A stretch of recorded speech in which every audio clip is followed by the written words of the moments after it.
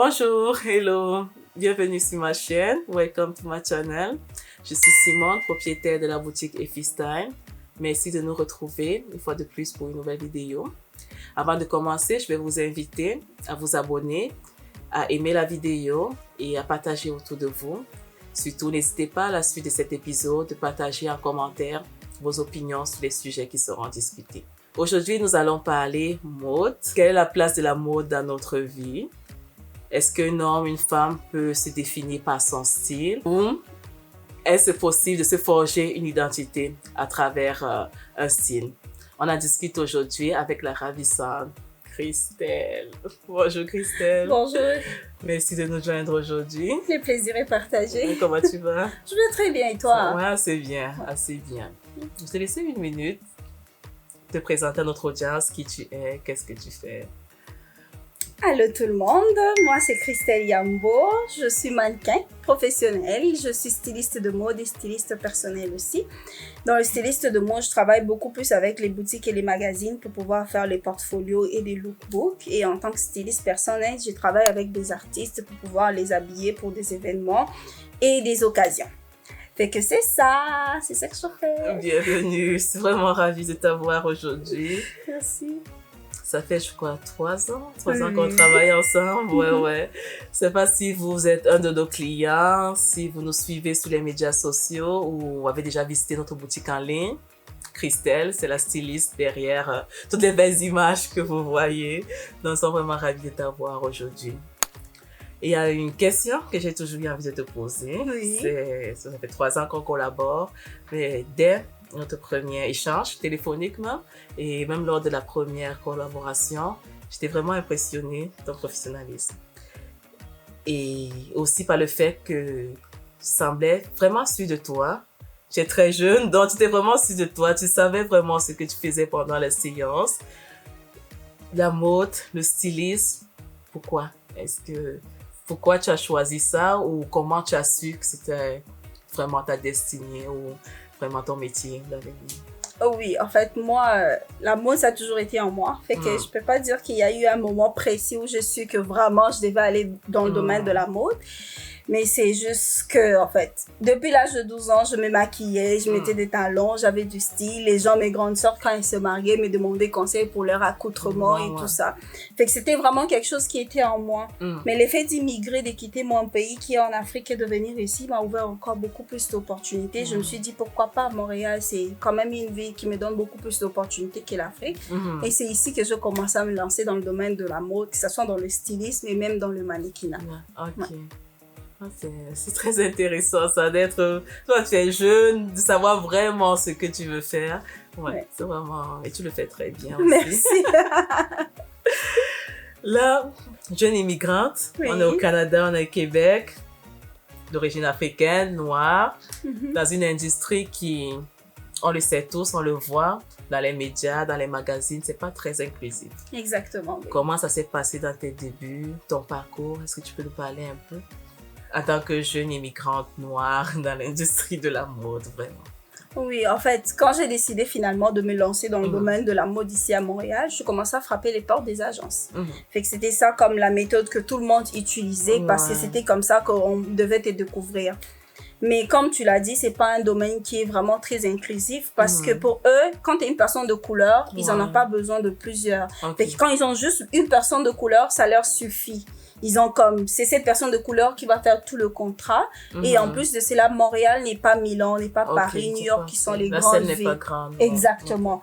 Fait que c'est ça. Alors, j'ai frappé les portes des agences. J'ai intégré quelques-unes, mais ça a fonctionné pour moi, mais ça m'a pas emmené où est-ce que je devais comme aller, où est-ce que j'envisageais y aller.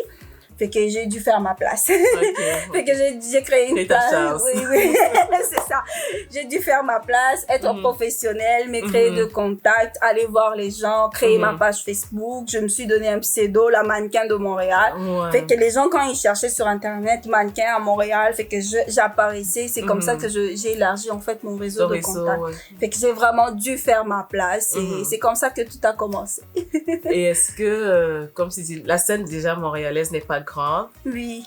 Et en tant qu'immigrant, je pense aussi que on est nombreux pour le nombre de mandats qu'on a. Est-ce que ça collabore? Comment est un peu l'esprit entre... Je ne sais pas si tu es en contact avec d'autres immigrants qui font dans l'industrie de la mode. Comment est un peu l'esprit? Est-ce que c'est plus de collaboration ou plus de compétition? Comment c'est? Oui, disons que avec les immigrants, on se comprend mieux. Parce que les immigrants, ils savent la galère qu'il y a dans ce domaine-là. Puis en plus, ils se sentent plus en confiance de venir vers moi qu'aller trouver une mannequin dans une agence, payer un agent. Fait que vraiment, avec les immigrants, j'ai l'impression que ça coule un peu plus qu'avec avec comme les autres entreprises québécoises ou d'autres. Fait qu'avec les immigrants, c'est beaucoup... Ils se sentent plus en confiance de venir vers moi que d'aller dans les autres agences. Oui. Le projet que peut-être tu as fait, peut-être le salon des mariés, ou c'est un projet où tu étais la seule immigrante, la seule noire. Est-ce que tu t'es déjà senti, tu as dû faire beaucoup d'efforts pour t'imposer comme expert dans ton domaine à cause, par exemple, du fait que tu étais juste une jeune fille noire? Oui, je peux dire oui, mais pas dans le contrat en tant que tel. Dans les photoshoots, vraiment, les personnes, les directeurs artistiques, les photographes, tout le monde reste professionnel. Et ça va aussi de l'image de leur marque. Fait qu'ils te traitent avec beaucoup de respect, même s'ils sont pas inclusifs, ils le montrent pas. Parce qu'ils restent professionnels, ils savent pas, tu peux porter plainte. Tu sais, ils te traitent avec respect, tout est sous contrat. Mais seulement dans les agences, là, oui, tu le sens. Parce que tu vois les autres personnes avancer dans leur carrière, mais toi, t'es là, t'appelles l'agent, tu dis, ben moi, j'ai pas de contrat. Il dit, oh non, c'est pas de ta faute, c'est les clients qui ne te choisissent pas. Fait que quand ils te disent c'est les clients qui ne te choisissent pas, ça veut dire, ils sont là, ils regardent tes photos, puis quand ils voient que t'es pas ce qu'ils veulent, ils te tassent, ils te mettent de côté. Fait que j'ai dû passer de 1 année, 2 ans dans des agences sans avoir de contrat. Fait que ça, c'était vraiment quelque chose qui venait me chercher parce que je me sentais mise de côté, là. Fait que donc, c'est vraiment match, vraiment, lorsque tu décides vraiment de te prendre, comme tu dis, créer ta propre chance. Exactement, oui. Tu fais tes photoshoots personnels pour créer ton portfolio de toi-même, te donner plus d'exposition. Non, c'est vraiment intéressant. Et par rapport à la famille, on a tous grandi en Afrique. Ton choix de carrière, comment est-ce que tes parents voient ça? Déjà en Afrique, j'ai étudié en marketing, mais ma mère était quelqu'un qui me soutenait beaucoup plus dans mes projets et tout. Disons qu'elle connaissait un peu de quoi je suis animée. Oui, j'avais commencé à faire des cours de démarche en Afrique, mais c'était que ma mère qui savait que je faisais des cours de démarche parce que tout le monde n'était pas si ouvert. Je suis une chrétienne. Pour eux, devenir mannequin, c'est prostitution, des affaires de même. On fait de mauvaises analogies, on ne connaît pas bien le métier. Tu as tout compris. Mais c'est aussi, c'est pas leur faute. C'est parce qu'en Afrique, c'est ça. Les photographes, ils abusent. Il n'y a pas trop le droit de la femme. Il n'y a pas trop le respect de tout ça. Mais ici, au Canada, c'est pas le cas. Ma mère m'encourageait. Mais quand je suis arrivée ici, vu que j'étais loin, quand je les ai dit que voilà, je me lance dans le mannequinat et tout, ils m'ont juste dit, n'oublie pas Dieu, n'oublie pas Dieu, n'oublie pas d'où tu viens et tout. Il y a certaines choses que tu peux pas te permettre à cause du respect de ton propre corps, de ta propre famille, des gens qui t'entourent. Fait que c'est ça. Ils m'ont juste donné des bons conseils pour me lancer. Mais ils n'ont pas été contre ce que je voulais. C'est bien, ça chance d'avoir des parents assez ouverts. Parce qu'on sait que chez nous, là, c'est tu vas être journaliste, avocat, mais c'est un métier pas très commun. Exactement. Et tu réussis à vivre de cela aussi dans un... Avant, oui. Maintenant, non. Avant, oui. Avant, oui, je faisais un peu plus, beaucoup de contrats. Maintenant, non. D'avoir une bonne fondation. Lorsque tu sais vraiment qui tu es, ta valeur, je pense que tu peux facilement naviguer et éviter les pièges. Et si tous les conseils qu'on a pu te donner, quel est celui, par exemple, ta maman, quel tu supportais, quel est celui vraiment que tu as toujours en tête lorsque tu travailles? Oui, les plus grands conseils, ma mère m'a donné tout le temps de conseils. Le plus grand conseil qu'elle m'a donné, c'est vraiment d'être ouverte d'esprit. Elle dit que les personnes qui vont loin, c'est des personnes qui sont ouvertes d'esprit. Fait que quelqu'un peut te proposer, moi j'ai déjà vu des agents me rencontrer dans la rue, ils me donnent la carte, ils disent moi je suis agent, mais voilà, appelle-moi puis on verra. Mais si t'es pas ouvert d'esprit, tu dis peut-être qu'il veut ça, il veut ci, tu vas pas le rappeler. Mais moi je suis quelqu'un qui est ouvert d'esprit. Je peux pas dire non tant que je ne connais pas les tenants et les aboutissants de quelque chose. Fait qu'avant que je prenne une décision, il faut que je sache pourquoi j'ai pris cette décision, il faut que ça soit fondé. Fait que c'est comme ça que j'ai été ouvert d'esprit. Il y a des gens qui me donnaient la carte, j'ai rappelé, et puis la personne me dit, voilà, il t'emmène dans le bureau, il te montre, et puis ta carrière, ça bouge comme ça. Vraiment, être ouvert d'esprit, ça nous facilite la vie, puis ça nous emmène très loin. C'est vrai qu'il y a des choses qui peuvent arriver, mais quand tu es ouvert d'esprit, tu as l'essence de jugement, en fait. Tu sais voir la chose, et quand tu prends une décision, c'est un oui ou c'est un non, c'est fondé, en fait. Ouais, c'est fondé parce que tu connais, tu as tout balancé. Fait que c'est ça. Pour que je me fasse ma place ici au Canada, il faut que je connaisse ce monde. Puis là, je suis allée m'inscrire dans un parti politique. La mairesse, c'était une femme et tout. Fait que j'étais là, je commençais à faire du bénévolat et j'étais devenue hôtesse bénévole. Puis il s'est fait que dans un 5 à 7, on a fini et tout. Ben, moi, j'ai approché la mairesse. Je suis ouverte d'esprit. J'ai parlé avec elle, puis on a pris des photos. Puis, mais c'est sûr que... Ça prend quand même de l'audace, là. Moi, c'est des choses que je ne ferais pas. Moi quand j'ai l'occasion de me faufiler, de me filer et rester discret dans mon coin, là, je le fais. C'est quand même assez... Ben, moi, c'est ça. Je sais comment je suis... Écoute, moi, c'est quelque chose avec moi. Parfois, je dois me calmer. D'ouvrir les portes. Oui, c'est ça, d'ouvrir les portes. Tu sais, comme dans mon travail, par exemple, je suis au centre d'information d'un immeuble et dès qu'il y a un nouveau locataire, je vais comme « Ah, bonjour, moi c'est Christelle. » Tu sais, parfois les gens peuvent prendre ça mal, mais je suis ouverte d'esprit, là, c'est comme un nouveau locataire, une nouvelle personne. « Bonjour, moi c'est Christelle, je suis la fille qui est là, mon bureau est là, voilà, je fais ça, je fais ci. » Puis après, vous devenez les meilleurs amis avec la personne. Tu sais, comme je suis pas une personne de coincée, comme quoi qu'il y a des personnes, je peux pas aller les saluer ou je me présente, mais si tu le prends mal, je comprends que avec toi, il faut pas aller de cette façon-là, il faut aller d'une autre façon. Au début, je recevais vraiment beaucoup de vêtements des designers. Fait que c'était leur façon comme de me payer, me payer avec des vêtements. C'était le fun parce qu'au début, je voulais avoir de contact. Mais à un certain niveau de ma vie, j'ai comme, non, il faut que j'arrête ça. Ouais, c'est ça. Tu peux pouvoir vivre aussi de ça. Exactement, pour vivre de ça. C'est bien beau d'avoir une robe à $500, mais peut-être que moi, je n'achèterais pas une robe à $500. Fait que c'est mieux qu'on me paye du cash. Fait que j'ai vu la personne, j'ai dit, écoute, c'est bien beau la robe que tu me donnes, les vêtements que tu donnes, mais à un moment donné, il faut que tu me donnes du cash. Ça devient du cash, tu me payes par heure, c'est beaucoup mieux pour moi. C'est beaucoup plus facile pour moi. Si je veux acheter une robe, c'est bien bon, mais si je veux faire autre chose avec, ça serait comme... Et en même temps, tu sens ta paye, en fait. Tu sens que tu es payé. Et ton effort, tu vas le résultat, là, c'est ça, de ton travail. Tu as les résultats, puis après, c'est toi qui gères ton argent. C'est pas qu'on t'impose d'avoir 3 robes à $500 ou des robes. Tu sais, c'est des robes que tu aimes bien porter, mais par exemple, tu n'achèterais pas une robe à $500. Mais pour eux, ça leur facilite la tâche. Fait que j'ai dû faire ma place. C'est vraiment... il faut avoir du caractère, de l'audace. C'est comme... Ne pas se sentir gêné, en fait. Parce que c'est que j'ai compris avec les gens, plus tu te gênes, plus ils t'écrasent. C'est pas que comme tu es là, tu dis n'importe quoi. Non, mais tu sais mettre des limites aux gens. Tu sais parler aux gens, tu sais en face. Tu leur dis, voilà, moi j'aimerais ça, j'aimerais ci. Puis c'est ça. Les gens sont beaucoup plus flexibles. Non, c'est bien ça. Je pense que ça t'a beaucoup servi. Vraiment, même dès notre premier échange au téléphone, j'ai vraiment senti vraiment très sûr de toi. Là, tu savais vraiment ce que tu veux et tu n'hésites pas à le dire, à vraiment dire vraiment ce que tu veux et ce que tu attends des autres. Et si on veut parler de mode, comment tu définirais ton style? Ben, disons que j'ai un style propre à moi. Il y a plusieurs styles de mode. J'ai un style, j'ai créé ma propre mode en fait. J'ai créé mon propre style.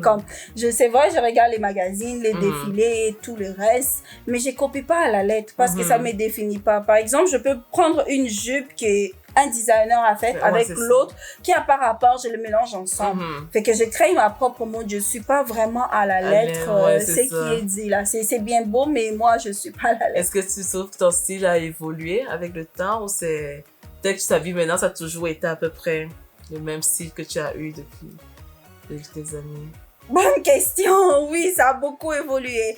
Déjà qu'en Afrique, on n'a pas les mêmes saisons qu'ici. Le fait d'immigrer, ça a changé, mais avec le temps, oui, il y a certaines choses que j'aimais quand j'étais plus jeune, que maintenant je n'aime plus parce que je trouve que ça me met pas en valeur. Je suis devenue une entrepreneur, je peux pas mettre ça pour aller voir des clients. Fait que c'est vraiment ça, ça a beaucoup évolué. Je pense que les styles même en soi, il est fait pour évoluer parce que on change d'étape dans notre vie. Nous, on est appelés à évoluer. Fait que les styles, nos expériences aussi. Exactement, doivent évoluer. Quand tu es célibataire, tu peux mettre certaines tenues, mais une fois que tu es marié, ton style change. Quand tu es comme juste employé, c'est correct. Mais une fois que tu deviens poste de gestion, tu peux pas t'habiller de la même façon. Fait que oui, le style évolue.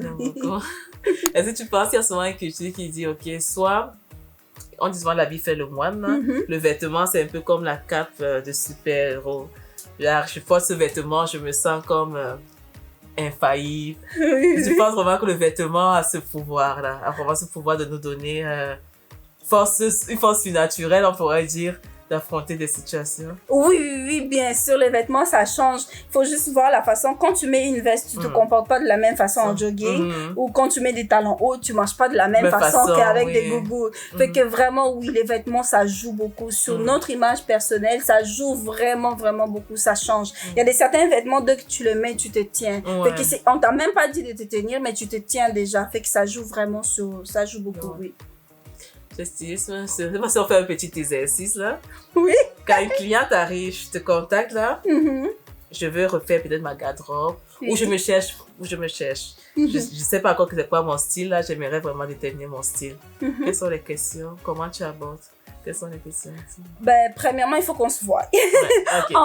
Il faut qu'on se voie parce que je veux mieux cibler ta personnalité, qu'est-ce que tu veux en personne, que c'est vrai qu'avec la pandémie, le Zoom, mais moi, j'exige vraiment, oui, en présentiel. Fait qu'une fois qu'on se voit, j'ai un questionnaire déjà préétabli, mais je vais faire juste le tour de ces questionnaires-là. Je veux savoir ton âge, ton travail, tes passions, qu'est-ce que tu fais dans la vie, quel style que tu as maintenant, et pourquoi tu veux faire ces changements-là. C'est quoi le but poursuivi de ces changements? Je vais poser des questions, mais à travers ces questions, je vais essayer de cibler comme ta personnalité et te proposer quelque chose qui est vraiment adapté à ce que tu recherches. Fait que c'est comme ça que ça se passe.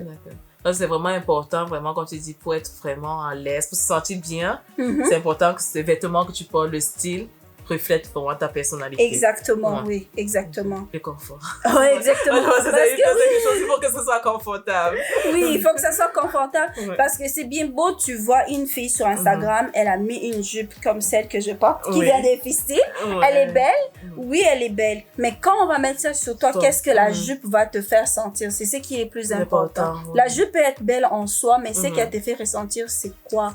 Oui, est-ce que tu te sens à l'aise à porter? Est-ce que tu peux assumer? Parce qu'il y a certaines femmes, tu vois, elles mettent un décolleté plongeant, mais elles n'assument pas. Elle assume pas. Puis toute la soirée, elle est là, elle est cachée. Pourquoi tu l'as mis? T'arrives pas à assumer. Fait qu'il faut que tu mettes quelque chose que tu es capable d'assumer. Et même les personnes qui mettent des courtes affaires, des affaires vraiment un peu extravagantes, si tu assumes, c'est correct. Moi, je vais aller avec toi dans ton sens. C'est vraiment intéressant. Parce que moi, quand tu dis vraiment le style évolue, parce que même au Cameroun, même quand je suis arrivée ici, je me disais, OK, je suis timide, je suis discrète. J'essaie d'éviter de me faire remarquer. Donc, j'ai toujours tendance à porter des couleurs très neutres. Genre très neutres. Et c'est comme ça faisait comme un effet de cycle. Parce que je m'habillais aussi très neutre, de façon très neutre. Je m'effaçais un peu plus encore. Un peu plus, exactement. Donc, c'est ça quand j'ai recommencé vraiment un peu remettre en question, travailler un peu plus mon image.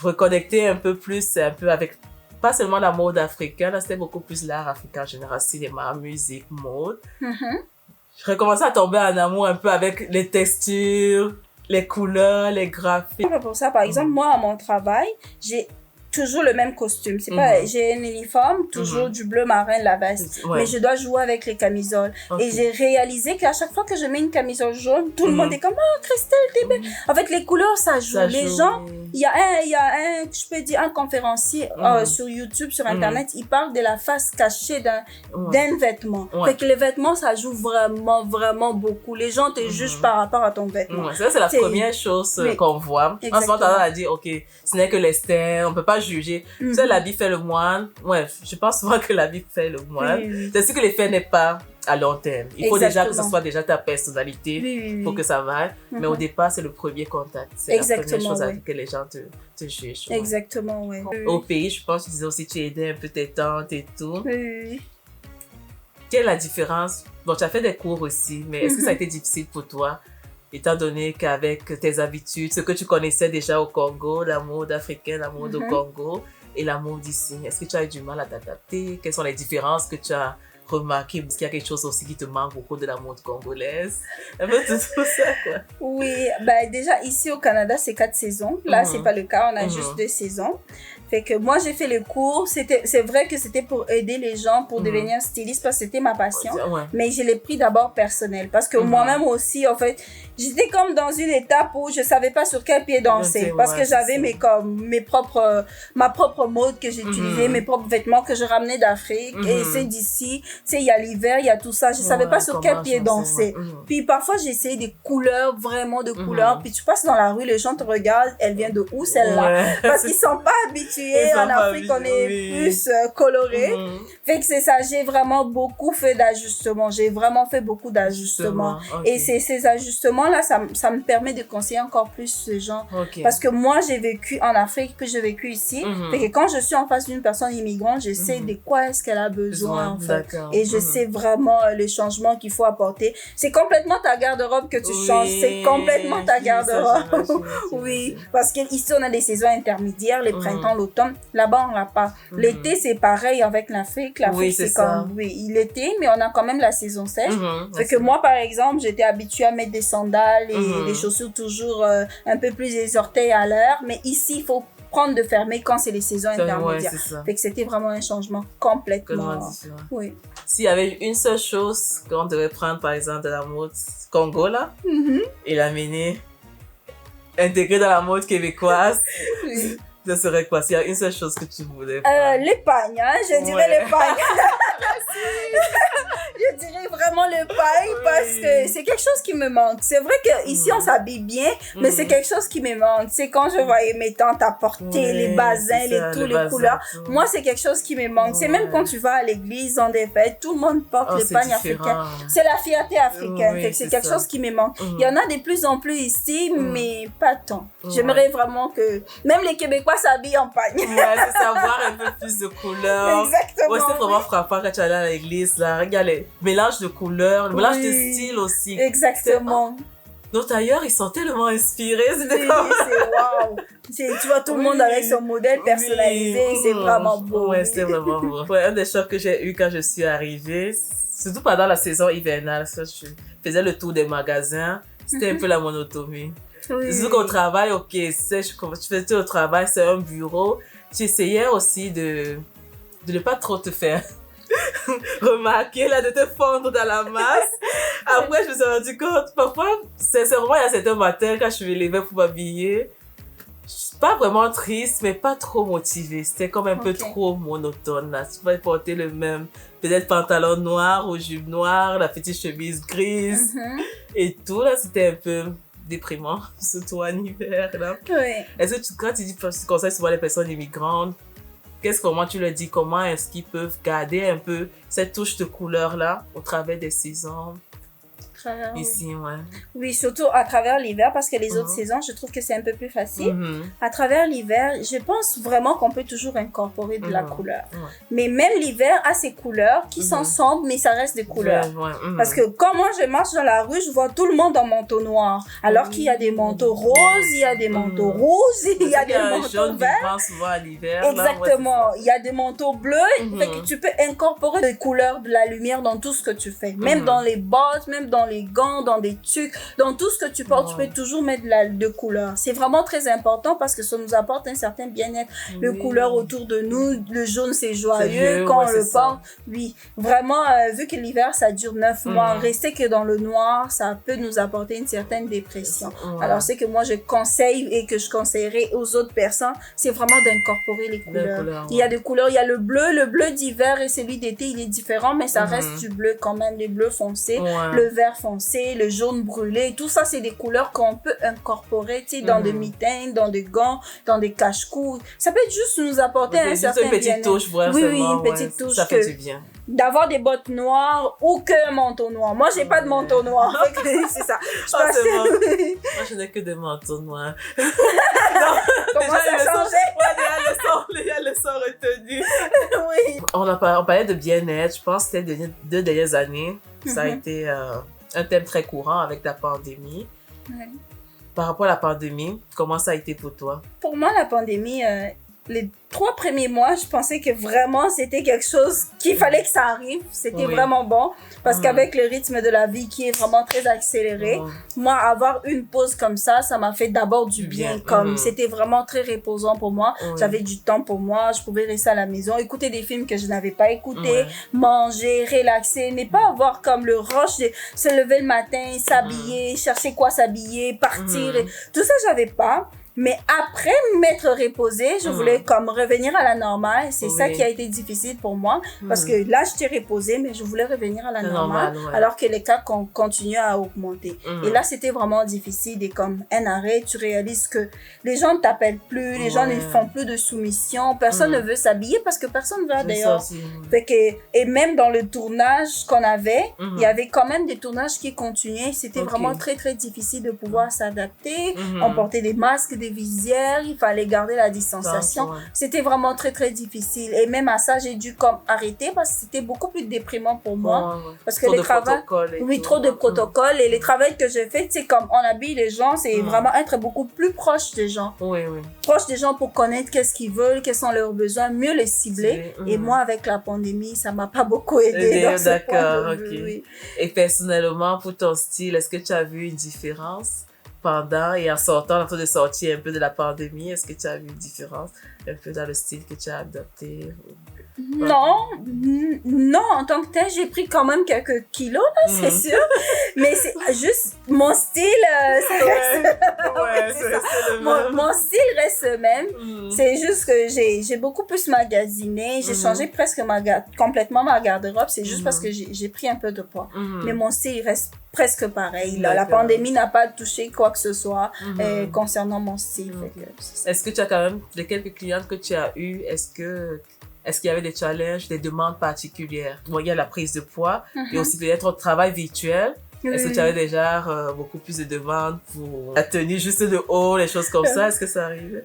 Non. Avec le télétravail, les cas ont vraiment baissé des personnes parce que la personne ne voit pas pourquoi elle va te payer. Parce qu'elle peut se débrouiller elle-même, on la voit qu'à moitié. Fait que c'est sûr que les demandes, ça a vraiment baissé. Mais après, quand ça a commencé à revenir un petit peu, oui, les cas ont commencé à augmenter parce qu'il y avait des gens qui revenaient au bureau. Tu sais, après une année, tu t'es pas vu avec ton collègue, tu te présentes pas avec n'importe quel vêtement. Fait que les gens sont comme, oh, c'est notre prochain rendez-vous, notre prochaine réunion. Ça fait 2 ans, je suis pas allée au bureau. Je vais être au meilleur de meilleur. Fait que c'était ça. Puis il y en a d'autres, oh, j'ai eu 2 enfants pendant la pandémie, je retourne au bureau, je veux vraiment que comme paraître belle.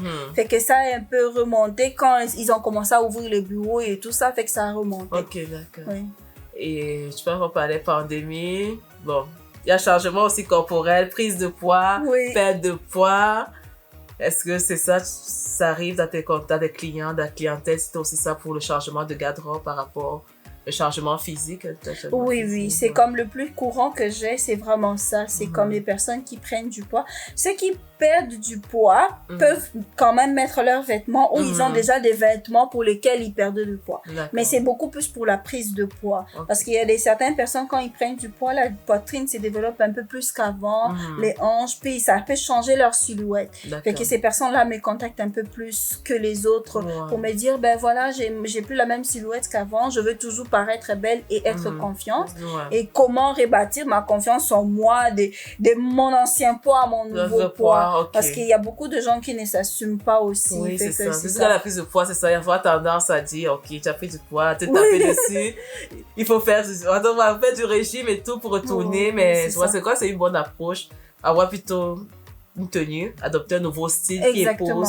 Parce que plus on a confiance et ça te permet, lorsque tu as confiance en soi, de prendre la mesure que tu veux. Si tu veux perdre du poids, tu te sens déjà bien, tu vas pouvoir faire ce que tu as fait si tu veux perdre du poids. Ou juste l'assumer et vivre. C'est ça. Bon, est-ce que tu as remarqué que les demandes que tu as actuellement, vraiment, là, c'est plus se sentir belle, plus se valoriser belle ou plus paraître ou pour sembler c'est ça. Mais c'est que je constate comme dans le stylisme en général avec les gens, c'est que les personnes s'habillaient comme la plupart quand ils viennent, c'était pour les autres. Ouais. En fait, moi, j'essaye de faire ce travail-là pour leur dire, d'abord, tu t'habilles pour toi. Ok. C'est comme, c'est vraiment une pincée de main de personnes qui fait, oh, je veux ce style-là pour moi. Ouais, En c'est fait, ça. la plupart, c'est comme, oh, je veux ce style-là pour que les gens, tu sais, comme les entrepreneurs, je veux que les gens me prennent au sérieux, Ouais. je veux que ça. Mais c'est vraiment quelque chose que, comme, beaucoup de gens ne comprennent pas que d'abord les vêtements c'est pour soi. Pour toi, Donc, il faut d'abord que tu les fasses pour te sentir toi belle et ensuite les autres vont apprécier. Fait que c'est les deux côtés ça joue beaucoup. Ce qui prend plus de la place c'est d'abord Pour se notre sentir, bien-être notre à bien-être nous. Oui. intérieur. C'est d'abord nous, oui. Est-ce qu'on est beaucoup exposé maintenant? Quel est l'âge à peu près de ta clientèle principale? C'était à peu près... Ma clientèle elle nage, je prends 20 ans à 35. Ok, ouais. 20 Ça, ans c'est vraiment l'âge, on est beaucoup exposé. On a Instagram, les TikTok, les YouTubers, la Kim Kardashian. Est-ce que ça t'est arrivé des clients qui t'arrivent, ok, avec un magazine ou un portfolio, je veux tel avis, et quand ils ressortent de ta séance ou des autres séances, avec tout un style différent de ce à quoi elle s'attendait que tu allais leur proposer? Oh oui!